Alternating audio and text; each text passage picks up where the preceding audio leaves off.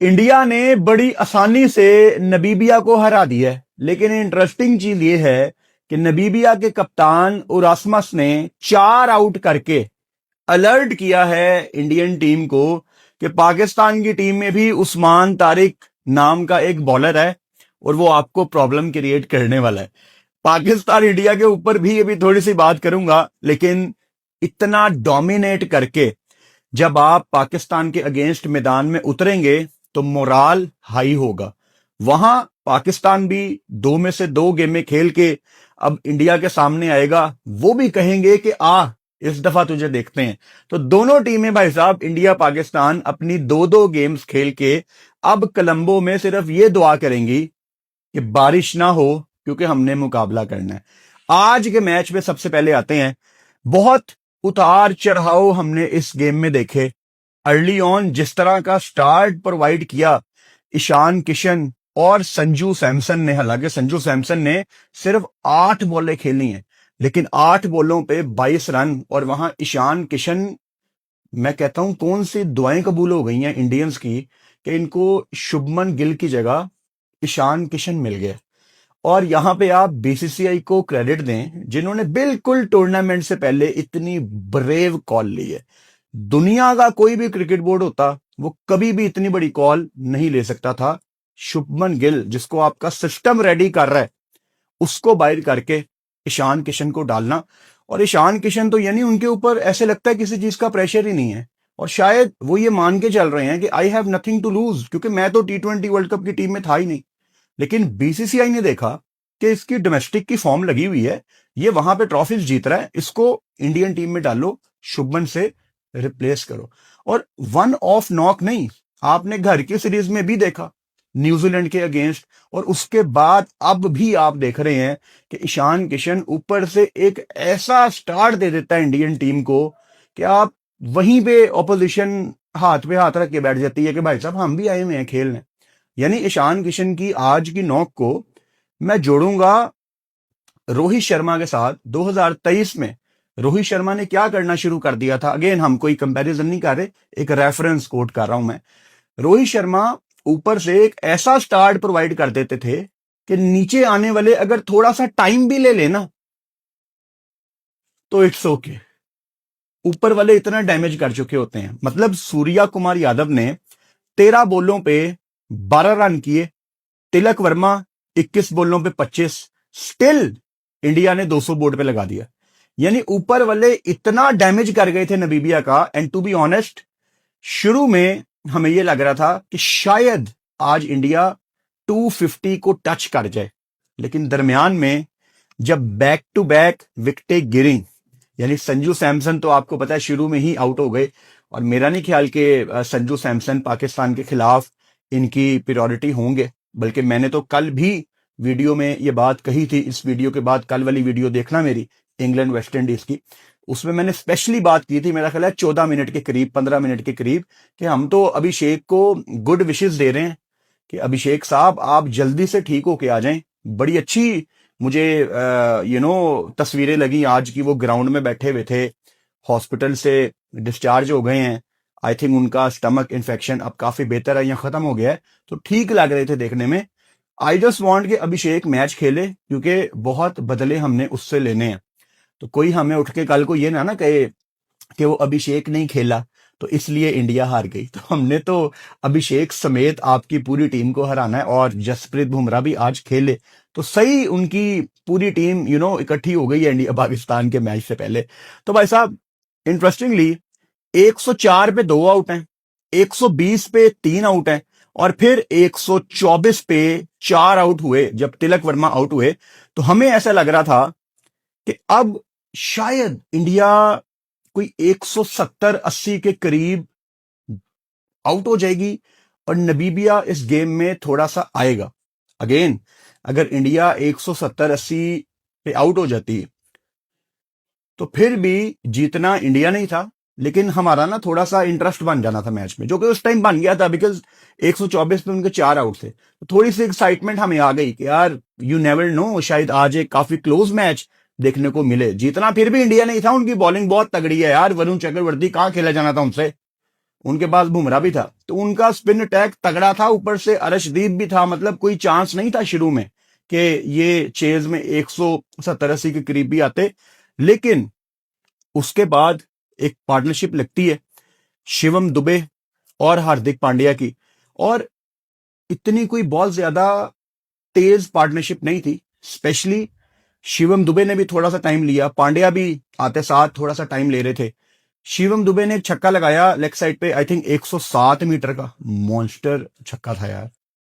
पांड्या ने उसी ओवर में 109 मीटर का। एक तो पांड्या अगर थोड़ी देर तक क्रीज पे रुकेगा ना, ये बुरी खबर है, क्योंकि अगर पांड्या क्रीज पे रुकेगा ना तो वो फिर खुद डिसाइड करेगा कि मैंने लॉन्ग ऑफ पे छक्का लगाना है, मैंने लॉन्ग ऑन पे छक्का लगाना है, मैंने डीप स्क्वायर लेग पे लगाना है या डीप मिड विकेट पे लगाना है, या मैंने वो शॉर्ट थर्ड के ऊपर से एक चौका लगाना है। फिर पांड्या अपनी टर्म्स पे खेलता है, तो कोशिश करो पांड्या को आते साथ आउट कर दो, क्योंकि अगर वो आराम से मिडल कर गया 5-6 बॉलें, फिर भाई साहब पांड्या अपनी मर्जी से आउट होता है, फिर आप उसको आउट नहीं कर सकते। Exceptional talent. और हमने जब पहली दफा पांड्या को नोट करना शुरू किया था, that was champions trophy final. हालांकि वो मैच वन साइडेड पाकिस्तान जीत चुका था। वो कुछ लोगों को लगता है अगर पांड्या थोड़ी देर खड़ा हो जाता ना तो इंडिया उस गेम में आ जाती। नहीं, टारगेट बहुत ज्यादा था, लेकिन हार्दिक पांड्या ने ना उस दिन अपना रूप दिखा दिया था। अब दोबारा हम ऊपर आते हैं। ऊपर वाले इतना डैमेज कर गए थे, ईशान किशन 61, संजू सैमसन 8 बॉलों पे 22, मतलब 275 का स्ट्राइक रेट, पीछे क्या रह जाता है। फिर भी करते कराते, हालांकि नीचे आज रिंकू सिंह की बारी नहीं लगी, आखिर में उनकी बल्लेबाजी आई, आखिरी 2 ओवर्स में उनका 287 का स्ट्राइक रेट है, उनकी भी बारी नहीं लगी, रिंकू सिंह सिर्फ 1 रन ऐड कर पाए, फिर भी इंडिया 209 पे ये इनिंग्स खत्म करती है। मतलब क्लियरली इंडिया कोई 40-50 रन शॉर्ट था। ये हम कोई क्रिटिसाइज नहीं कर रहे, ये हम क्रेडिट दे रहे हैं नबीबिया के कप्तान ओरास्मस को, जिन्होंने 4 विकेटें ली हैं। और इनका बॉलिंग एक्शन, स्पेशली जो ये वाली वो डिलीवरी करता है, अराउंड जो उसकी डिलीवरी आती है, ये डिलीवरी उस्मान तारिक का हाथ भी तकरीबन यहीं से आता है, और आईसीसी से क्लियर है उस्मान तारिक का एक्शन। इससे पहले कोई कहे कि उनके बॉलिंग एक्शन में मसला है, कोई मसला नहीं है, पॉज पे आप बात कर सकते हो, लेकिन फिलहाल वो लॉज के अंदर आता है, तो ऐसी कोई इलीगल चीज वो नहीं कर रहे। अब जब जब ओरास्मस को इंडिया ने चार्ज करने की कोशिश की, मेरा ख्याल है उनके पास किसी किस्म का ना कोई जवाब नहीं था। ईशान किशन को भी ऊपर से आउट किया, तिलक वर्मा जिनको पाकिस्तान नहीं आउट कर पाया था एशिया कप के फाइनल में, उनकी बड़ी विकेट ली और इंडिया को गेम में थोड़ा पीछे धकेला। और फिर हार्दिक पांड्या, मेरा ख्याल है इनको आउट करके पीछे कोई कमी पेशी रह नहीं जाती, क्योंकि अगर हार्दिक पांड्या को ये आउट ना करते ना तो शायद इंडिया की टीम थोड़ा बड़ा टोटल लगा सकती थी। और फिर आखिर में उनकी चौथी विकेट अक्षर पटेल को भी उन्होंने बोल्ड किया, डिसीव किया, एक ही बात है। और यहां पे एक इंपॉर्टेंट बात याद आई है मुझे, जहन से निकल जाएगी, इसको अभी कर लेते हैं। जो नबीबिया के कप्तान हैं ओरास्मस, इन्होंने एक बड़ा जेन्युइन गिला किया आईसीसी से। अब अगेन नबीबिया ने इंडिया को नहीं हराना था, लेकिन स्टिल आईसीसी की जिम्मेदारी है कि आईसीसी इक्वल अपॉर्चुनिटी प्रोवाइड करे नबीबिया को। इंडिया ने 2 प्रैक्टिस सेशन किए हैं अंडर लाइट्स इस मैच के लिए, और नबीबिया को एक भी under the lights night session नहीं मिला। अब एक आम क्रिकेट फैन कहेगा क्या फर्क पड़ता है यार, उनके कप्तान ने गिला किया कि नबीबिया में अंडर द लाइट्स फैसिलिटीज नहीं है। हमारे प्लेयर्स जो छोटी मोटी लीग खेलने जाते हैं दुनिया में, उनको पता है कि अंडर द लाइट्स कैसे खेलना है, लेकिन मेरी 70-80% टीम को पता ही नहीं है कि अंडर द लाइट्स आपने कैच कैसे अप्रोच करने हैं। हमारी प्रैक्टिस नहीं है। आईसीसी के टूर्नामेंट्स में हमें एक आधी कोई तुक्के से गेम मिल जाती है अंडर द लाइट्स, तो आईसीसी को चाहिए कि थोड़ा सा हमारे पे फोकस करे। अब इंटरेस्टिंगली ओरास्मस ने यह रेफरेंस दिया कि कनाडा ने दिन की गेम खेलनी थी, लेकिन कनाडा को नाइट में प्रैक्टिस दी गई और हमें दिन के टाइम, जबकि हमारी गेम रात के टाइम थी। तो आईसीसी क्या कर रहे हो यार आप? मुझे तो इस वर्ल्ड कप के शेड्यूल पे बहुत एतराज है। श्रीलंका को होस्ट है, मतलब श्रीलंका की उतनी ही इंपॉर्टेंस है इस वर्ल्ड कप में जितनी इंडिया की है। क्या इंडिया 10:30 कोई गेम खेलेगा इस वर्ल्ड कप में? पागल हो गए हो, सवाल ही पैदा नहीं होता। आई बॉल्स और आई बॉल्स का रेफरेंस देने के लिए मुझे आपको ब्रॉडकास्टर की एग्जांपल देने की जरूरत नहीं है, अब आप समझते हैं ये सारी चीजें। श्रीलंका भी उतनी इंपॉर्टेंस है। श्रीलंका को आप दोपहर की गेम दे रहे हो, श्रीलंका को आप सुबह की गेम दे रहे हो। ऑस्ट्रेलिया एक ऐसी टीम है जो आप सारे काम छोड़ के ऑस्ट्रेलिया का मैच देखना चाहते हो। ऑस्ट्रेलिया को आप दोपहर की गेम दे रहे हो, ऑस्ट्रेलिया को आप मॉर्निंग की गेम दे रहे हो। कल सुबह ऑस्ट्रेलिया जिम्बाब्वे का मैच है, सुबह पहला मैच। यार ऐसे कौन करता है? रात को मेरा ख्याल है कल नीदरलैंड यूएसए का मैच है, रात को, फ्राइडे नाइट। मतलब ये किसने स्केड्यूल बनाया है? मतलब नीचे वाला मैच ऊपर कर दो, ऊपर वाला मैच नीचे कर दो। इतने मसले हैं इस स्केड्यूल में, पता नहीं इन्होंने एआई से बनवाया है और बाद में किसी ने देखा नहीं है। बड़े मसले हैं इसमें। लेकिन इंडिया की टीम स्पिन के अगेंस्ट, और स्पेशली अगर एक थोड़ा सा मुख्तलिफ बॉलिंग एक्शन है, जैसे उरासमस उनके कप्तान नबीबिया के, अगर ये इनके सामने आए तो क्या जवाब है इंडियन टीम के पास, ये आपको पता लगेगा संडे को। अब आप ये दुआ करो कि संडे को ना हमें मैच मिले, क्योंकि इंडिया पाकिस्तान की गेम का हम सबको इंतजार है।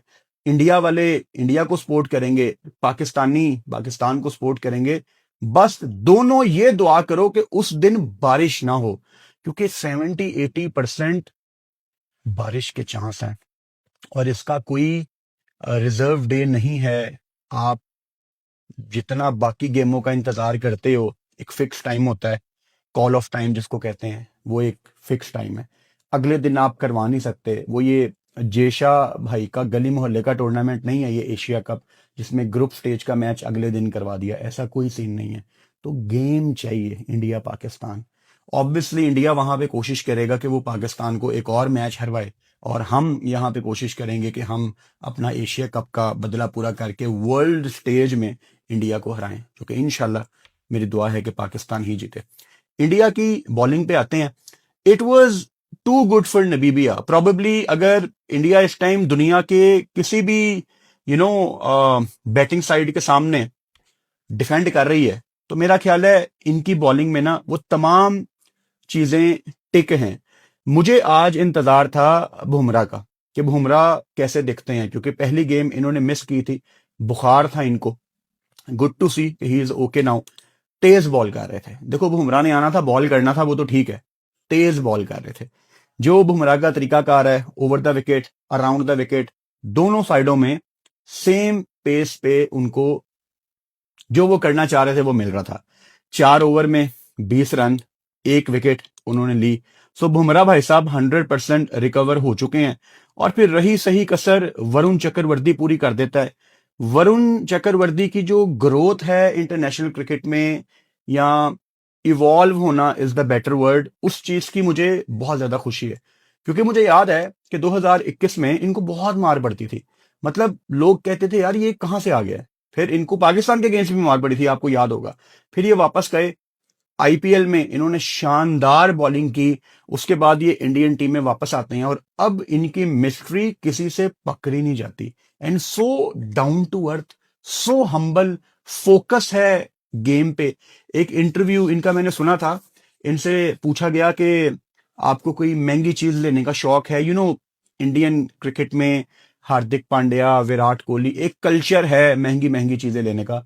तो वरुण चक्रवर्ती ने बड़ा खूबसूरत जवाब दिया। पता नहीं उन्होंने कोई अमाउंट मेंशन की, हम एग्जाम्पल ले लेते हैं 7 लाख, हालांकि मुझे अमाउंट नहीं याद अभी, कि जी वो 7 लाख की एक घड़ी है, तो मैं उस पर पैसे क्यों वेस्ट करूं, उतने पैसों में किसी की मदद हो सकती है। तो आपको पता लगता है कि यार वो बंदा अंदर से कितना खूबसूरत है।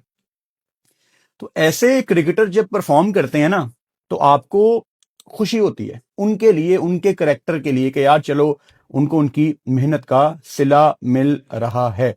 अच्छा, शिवम दुबे को भी इंडिया ने आज बॉल करवाई और मुझे तो अभी तक यकीन नहीं आता कि पाकिस्तान ने इनको पूरा स्पेल करा दिया था, यानी पाकिस्तान इसको बड़े आराम से खेल रहा था।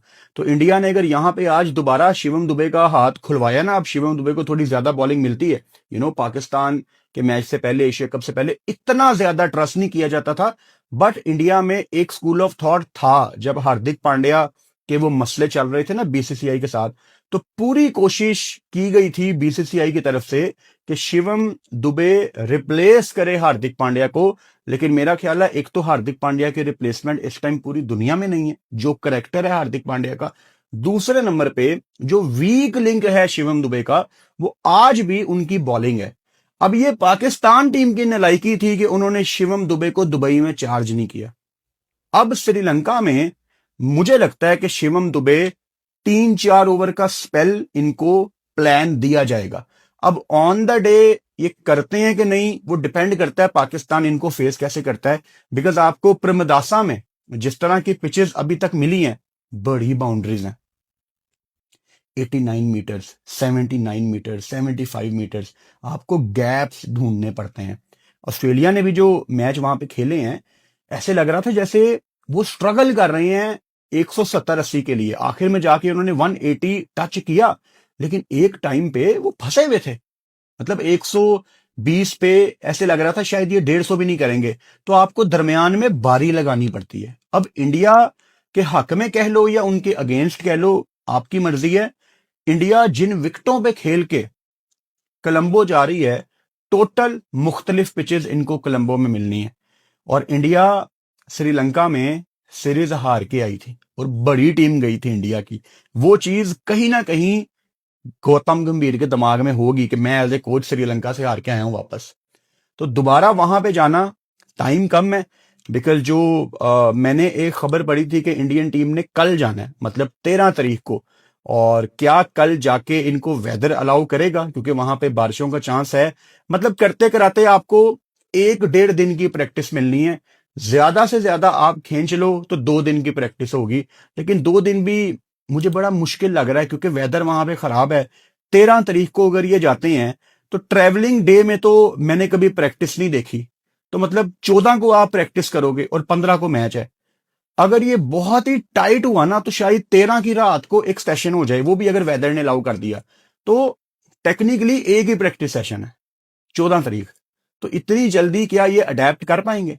On the other side Pakistan Colombo में मौजूद है। हाँ, पाकिस्तान ने सिनहलीज स्पोर्ट्स क्लब में गेम्स खेली हैं अपनी, और ये गेम प्रमदासा में है।